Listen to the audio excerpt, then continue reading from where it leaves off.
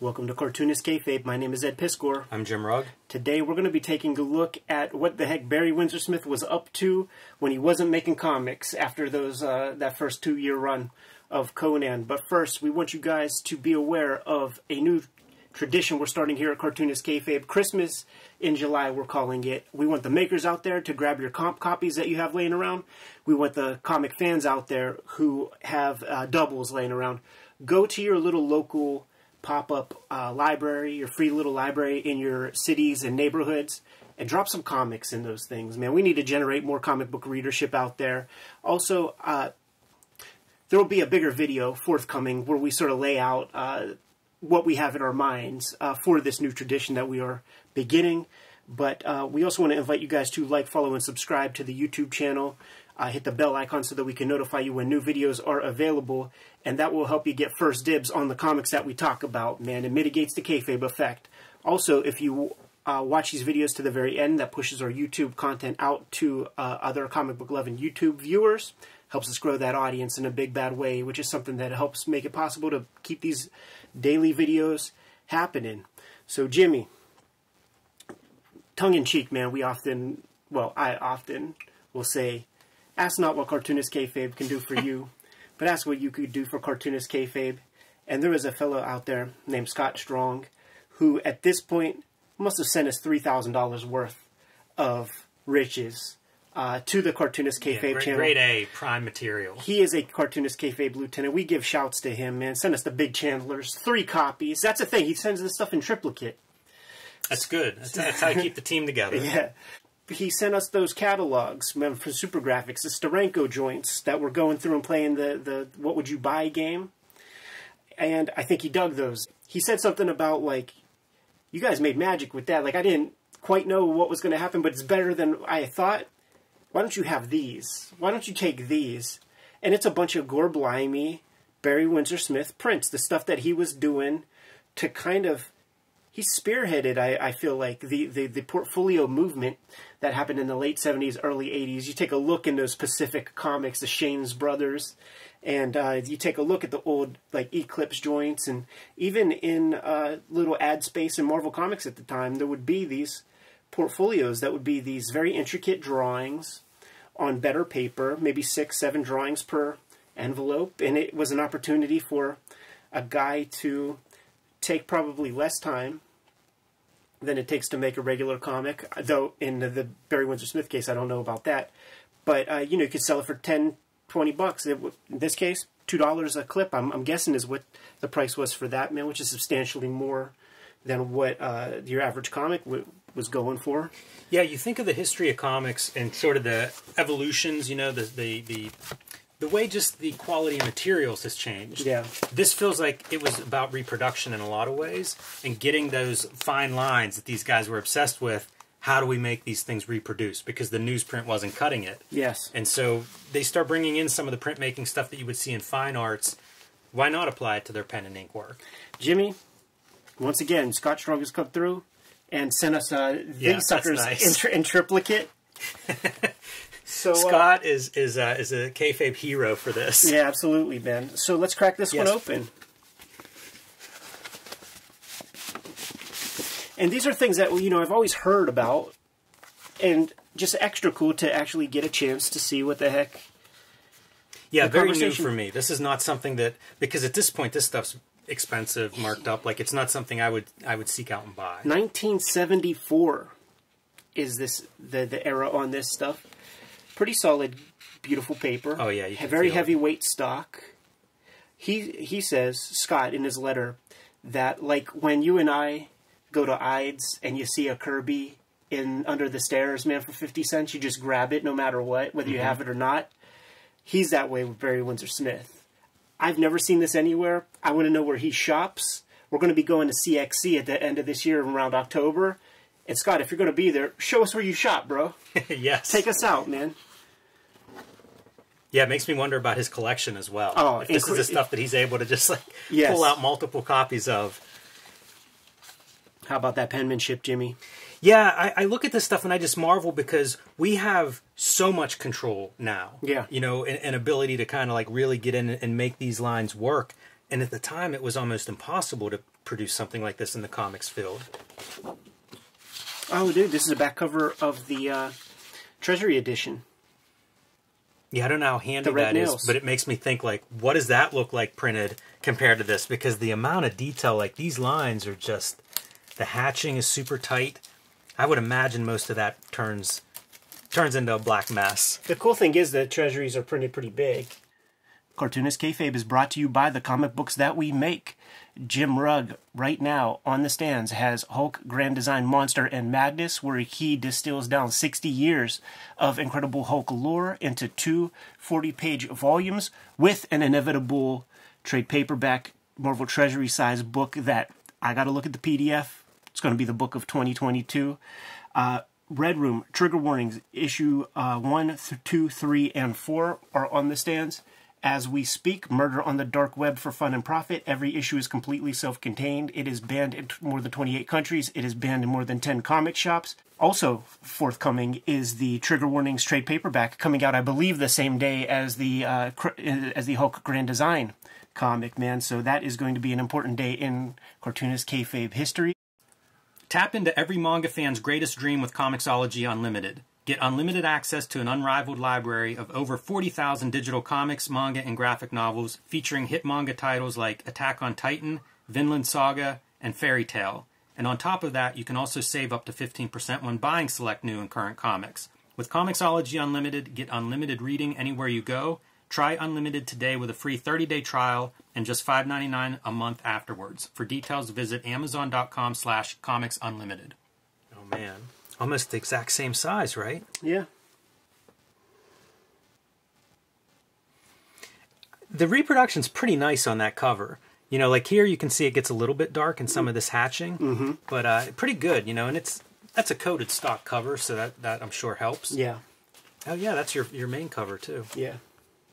But, yeah, it's a very beautiful print.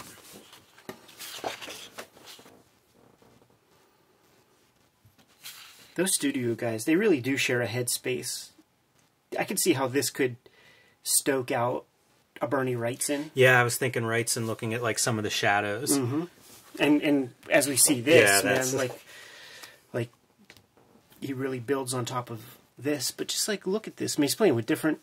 It's almost like that thing we all did when we got hold of that 7-pen rapidograph set for Christmas that one year. And you got to test out all the tips. It's what I was thinking, because you're right about, you know, Bernie Wrightson, Al Williamson, somebody with the skylines, but it's almost like how many of these textures can you bring in? Because once you get down into the weeds and the rocks and snow, it's very different texturally than what you're seeing, even like in his cloak is another one of those textures.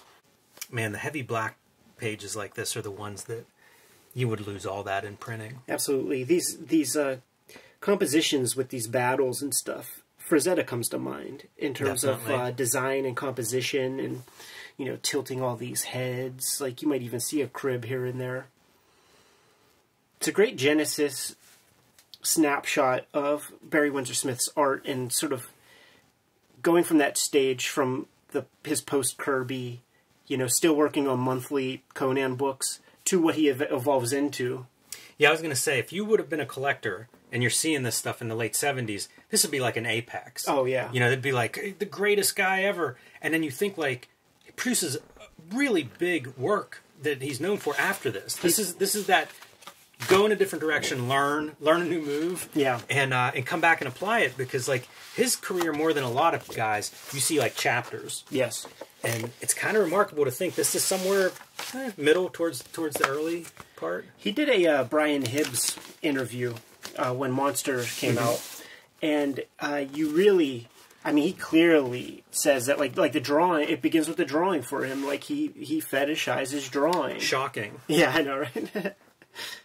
There's a note in Scott's letter, and it talks about delays on one of these portfolios because he's trying to work out the printing that he wants. Yeah, this is on a textured, like, kind of watercolored paper, which seems like an odd choice for something when you want, like when you have these kind of ink marks, you know? Like, you would think that, like, a smoother finish would be what you want, but it looks great. Look at these, like, giants. This patterning stuff reminds me of, again, Joe Quesada in the 90s would do a lot of this stuff, like ninjak ornamental stuff. it's something I have a lot of trouble with. So like when I see it, I tend to kind of like think like I would dismiss it until I tried drawing it. Oh yeah, and then it was like, oh no, this is really hard. The dismissive part in my mind, it comes from just like this feels 70s. You know, feels dated, but it makes sense for this kind of imagery. Also, like I think about the imagery that would begin showing up in TSR role-playing game handbooks, Dungeons and Dragons, and the like. And everybody that drew that stuff must have been BWS marks. As soon as you said that, I see Tim Truman. Yeah. You know? Yeah, I think you're right. Because how much fantasy line art are you getting in the 70s? Right. If you were interested in that, this had to be most of what you're finding, at least at this kind of high level. This is 1976, this set. His pre-Raphaelite ideals are really showing off there. Man, great drapery. Yeah. It looks like etchings. Wow, the action of that is sublime. Yeah, it really is. You know, you're naming some different people. I'm starting to see like Michael Kaluta kind of stuff there. And I have no idea who influences who. If they're looking at same people. You know what I mean? Like, I'm not saying that to kind of suggest where it's going or coming from, but just what I see. Yeah, they're the team. What the fuck? All right, this is Barry Smith's Robert E. Howard portfolio, so I hope we get to see a Solomon Kane in here somewhere. Oh, wow. It's that Super Graphics catalog cover. It's neat to see the color, and that color's so trippy. Yeah, it's so much more vibrant than what was printed on that catalog cover. Putting that color on over top of the ink from the looks, huh, Jimmy? Yeah, I guess so. That's amazing. Like, that's such an observation, right, of the light coming through the glass, you know? Like you see the glass colors being cast. That's really impressive. With the saturation of this color, it does make me wonder if that's Doc Martin dyes. Those guys would stretch those materials. Man, this actually really makes me think of Doc Martin dyes, like with a wet-on-wet technique. Yeah, I was going to say the wet-on-wet. For the sky back there. Combining that kind of approach with color on top of this line work, nobody was doing anything like that. No. Like, there's a lot of steps required to even do that. Like, if this is on the same board, you got to have the exact right ink that can take to some wetness.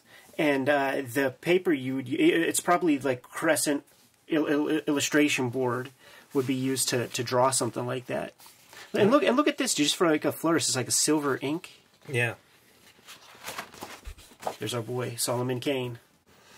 He was always like my favorite character to look at in the Marvel magazines, because I was a fan of an anime called Vampire Hunter D, and I always just imagine that's Vampire Hunter D. That's a great color palette. I keep staring at it. You know, like it's unusual to see that color palette. Yeah, blue on blue. I was thinking Shaken the Forever Man. Yeah.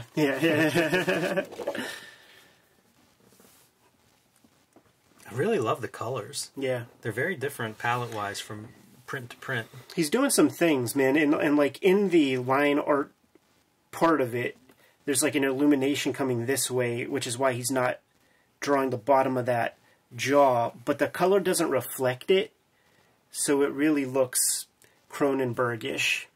Valeria of the Red Brotherhood. And then you read that Robert E. Howard died a virgin. Wow. I feel like there's an image like this in Red Nails.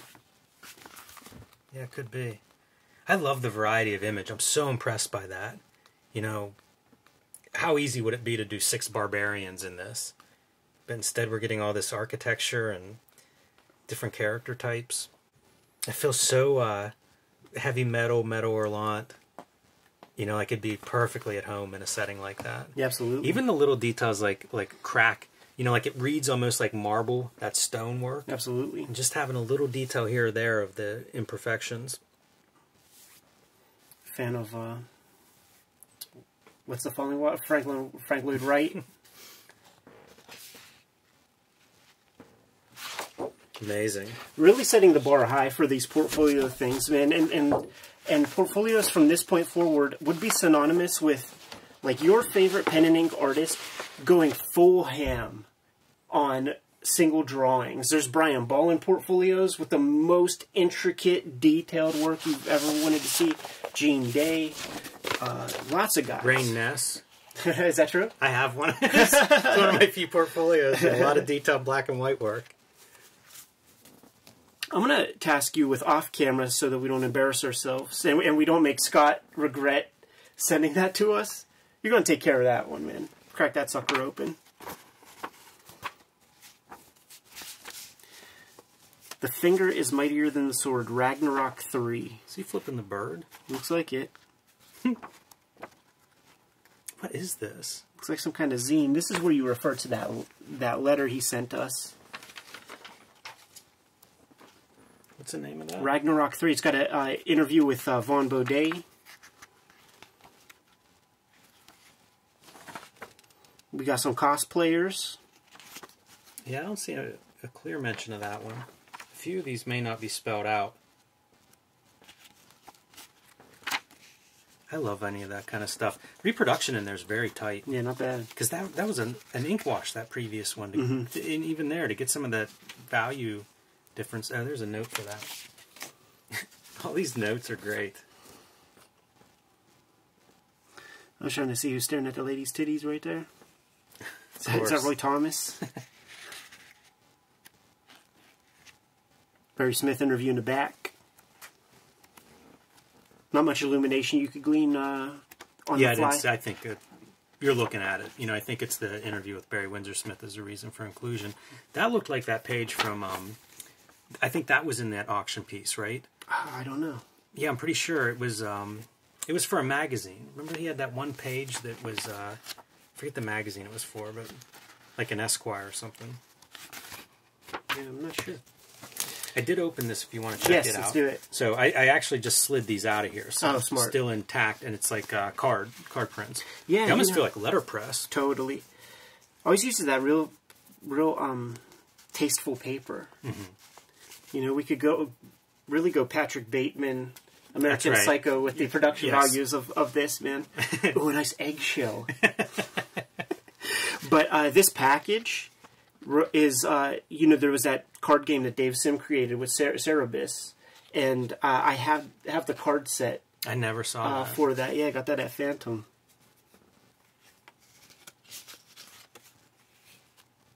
Makes me wonder how big he's working on these. Yeah. Because that can often be a problem, you know, if you reduce too much. There's your pre-Raphaelite kind of, man. And he really grows, like, you know, starts to see that Ad Astra in Africa, like the life death. That's exactly what I was thinking of, that next image. 78. So this is 4 years after he begins these portfolios. Makes you wonder if this is the size that he's producing 4 years in. If business isn't going the way you'd hoped on. He is pretty expensive to do this this color portfolio set. He is very forthcoming about.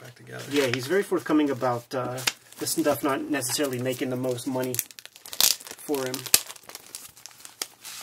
But it must have been okay. I'm looking for the comic book sized portfolio set. This is interesting. One color sets.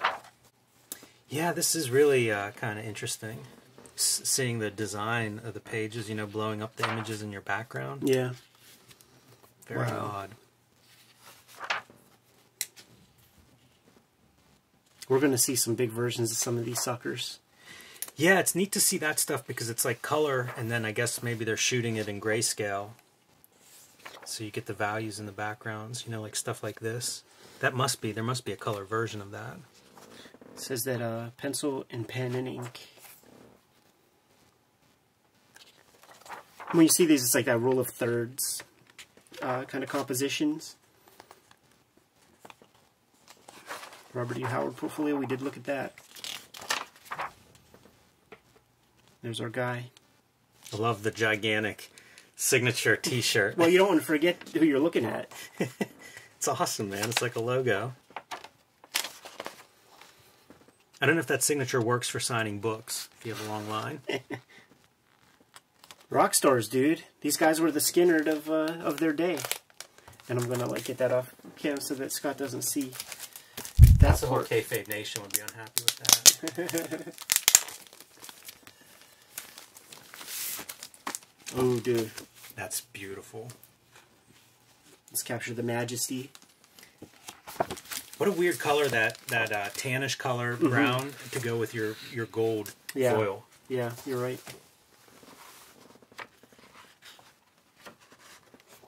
This is great. Oh, it's a sketchbook. This is cool because this is a kind of Cro-Magnon stage to get to see how he arrives at this kind of work. And you see the before the Windsor got attached to the name kind of art. This is cool. This is all Discovery. This is a famous piece to me, man, because of this comic book artist that is sort of like a bibliography or like an encyclopedia. I'll show it to you, man. I just got one off eBay, but we're going to put that on the channel at some point.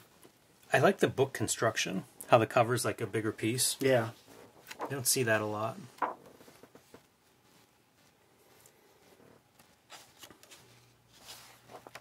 Did you see a year on this?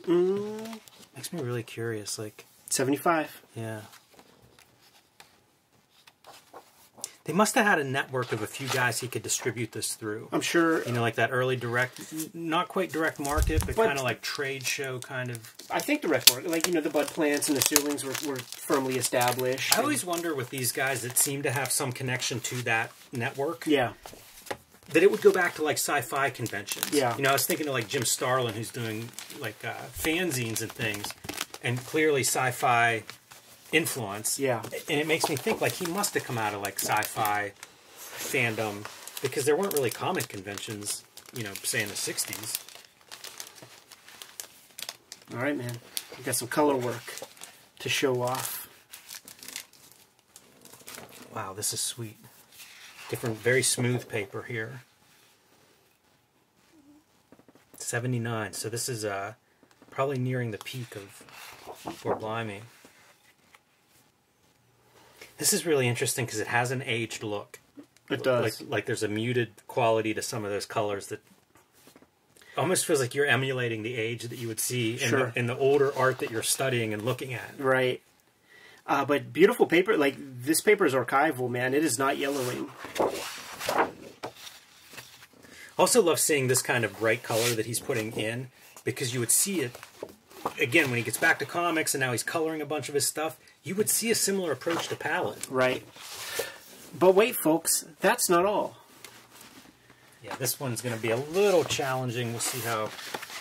You should we go one at a time? I don't know. I don't know the best way to do this. This is where, like, where's Tom at right now? Need another set of hands to flatten this. That's cool. We've seen that now in a few different sizes. Yeah. In some of this stuff.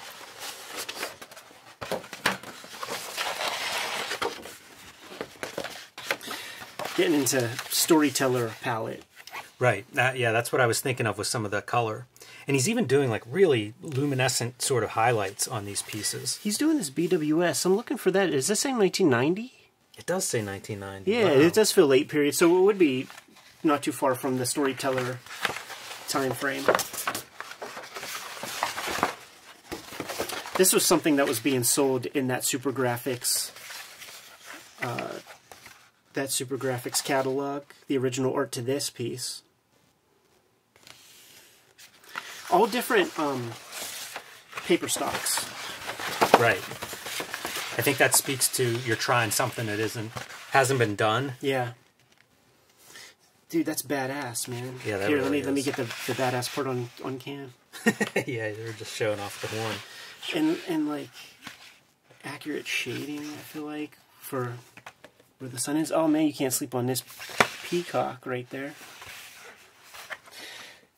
When you say even like a prism. Yeah, when you have a piece this big, does that suggest blowing up the image, or did he draw it at this size? You know, like that's pretty bold stuff. Like I'm imagining he drew it smaller. If I had to gun to the head, I bet you're right. Just because I think a lot of this stuff is probably drawn smaller than this. Yeah.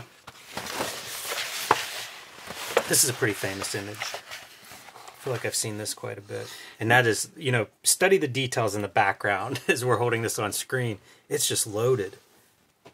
This is gonna, like, when he drew this and put that out there, man, he had a lot of, that was an icebreaker to a lot of those, like, Saturn's in retrograde hippie chicks, man. They know what that shit is.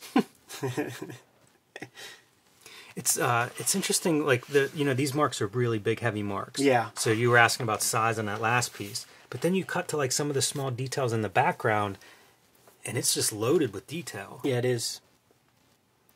Like, now if I saw this, it'd almost feel like, oh, this was put together digitally in the background. Like, it's probably drawn at different sizes, but back then, I don't know.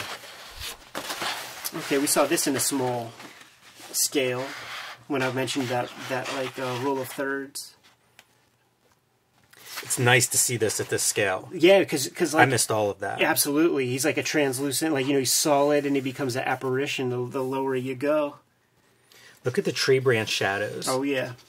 And stuff cutting in, like, wagon wheels or something. These guys were just trying to impress each other. Like Wrightson turned in fresh... Because look what we're skipping out. Yeah. There's like some kind of architectural structures behind all those trees. Wrightson turns in a Frankenstein page, and Barry's like, that's nice, but how about this? And then Kaluta got to come out of the cut. Wow. And then Jones got to paint something.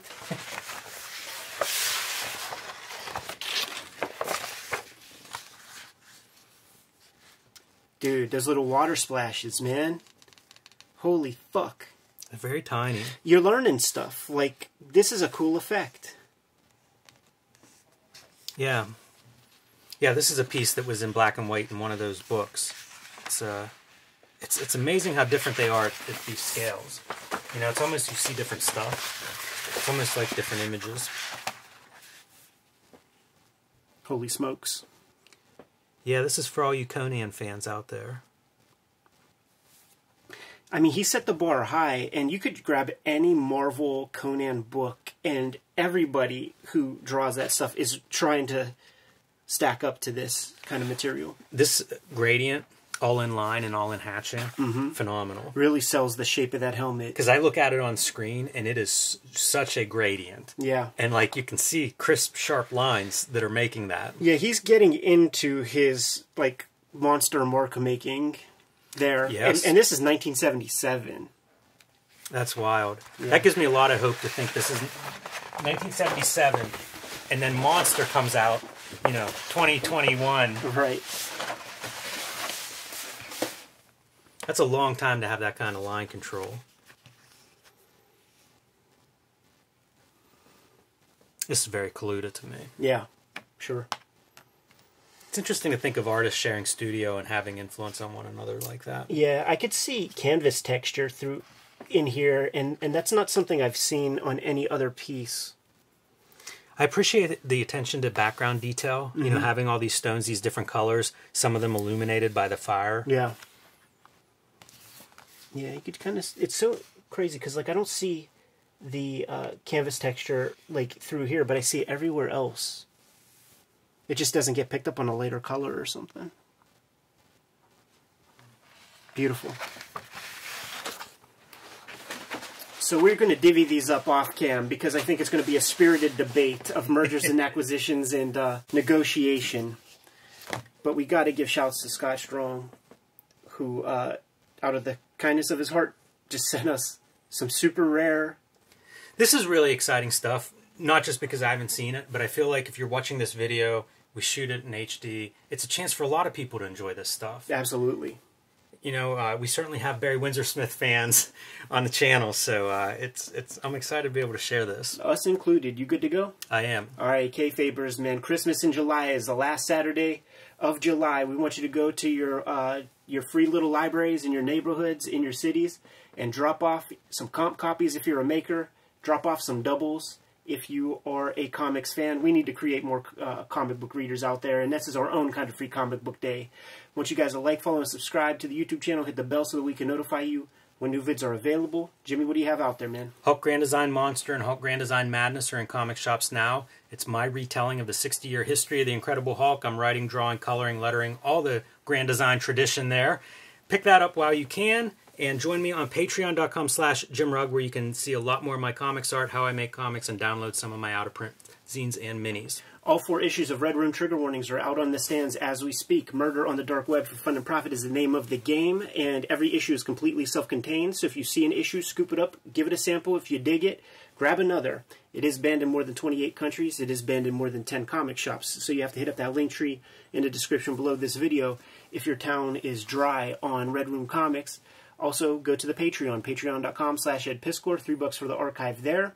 And you could read those Red Room comics immediately, approaching at least 250 pages of material live on the Patreon right now. New strips every Tuesday. What else do we have out there, Jimmy? Subscribe to the Cartoonist Kayfabe newsletter at the links below this video. You can also find Cartoonist Kayfabe t-shirts and merchandise at the links below this video. That's another great way to support the Cartoonist Kayfabe channel. Given those marching orders, we'll be on our way. Read more comics.